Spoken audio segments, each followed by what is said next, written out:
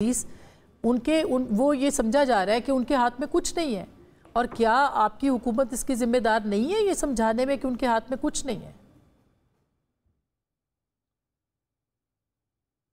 Unmute कर लें जी। खुद ही अपने आप को बेबस कह के ये समझ लेना कि सब बेबस है, ये दुरुस्त नहीं है। पहली बात ये कि कॉन्फ्लिक्ट रेजोल्यूशन से ज्यादा इस वक्त तो क्रिमिनल प्रोसिक्यूशन हो रही है 9 मई की, जिन्होंने इस रियासत पर एक मुतशद्दद हमला किया, रियासत की इमारतों को आग लगाई, शहीदों की यादगारों की बेहरमती की, जानवरों को आग लगाई, पुलिस को जदोकोब किया, पुलिस के ऊपर पेट्रोल बम फेंके, पुलिस की गाड़ियों को नहर में डुबोया। और उससे पहले हम सब शाहिद हैं किस तरह डंडे लेकर पाकिस्तान टेलीविजन पर कब्जा किया, पार्लियामान का जंगला गिराया, तब भी जो है इस्लामाबाद पुलिस को भी जदोकोब किया। तो एक बड़ी तारीख है।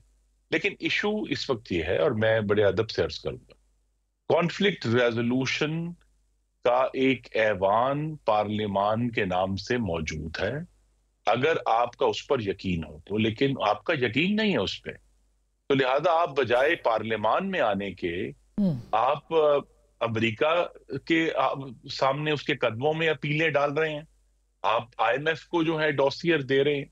इशू यही है कि जब एक पार्लियामान में जहां आपकी एक बहुत बड़ी तादाद मौजूद है, उसको इस्तेमाल क्यों नहीं करते? उसको नहीं, पार्लियामेंट क्या कर सकती है आपके ख्याल में? पार्लियामेंट के इख्तियार में इस वक्त क्या है? पार्लियामेंट के इख्तियार में कोई कमीशन बना देना है, पार्लियामेंट के इख्तियार में बैठ के 9 मई के मामले को हल करना है? इस वक्त पार्लियामेंट के इख्तियार में क्या है?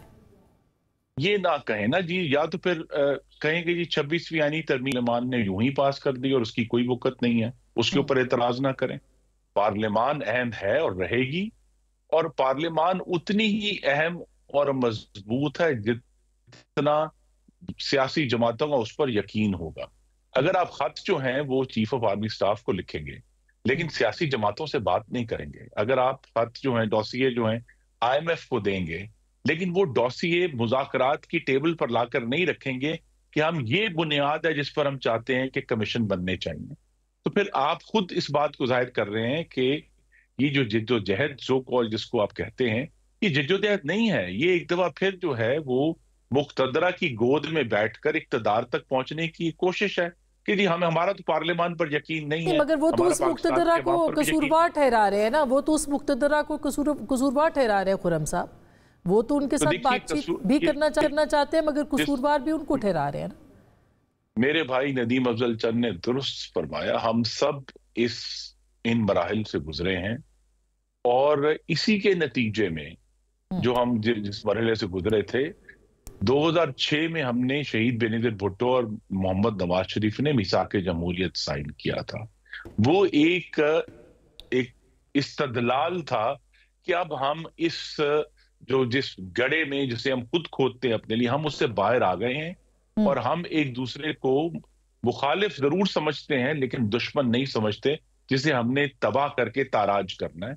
तो लिहाजा एक दूसरे को स्पेस देने की बात है। तो तहरीक इंसाफ दुरुस्त तौर पे वो कहते हैं जी कि हमने जो 8 फरवरी को 31% वोट लिया है, बिल्कुल ठीक है। लेकिन जो फिर अगर उन्होंने 31% नहीं कह रहे, वो ज्यादा कह रहे हैं मेरा ख्याल है। क्यों नहीं? देखिए वो तो फिर देखिए इनके जो दावे हैं उसके तो सबूत ये खुद नहीं 1 साल से पेश कर पाए।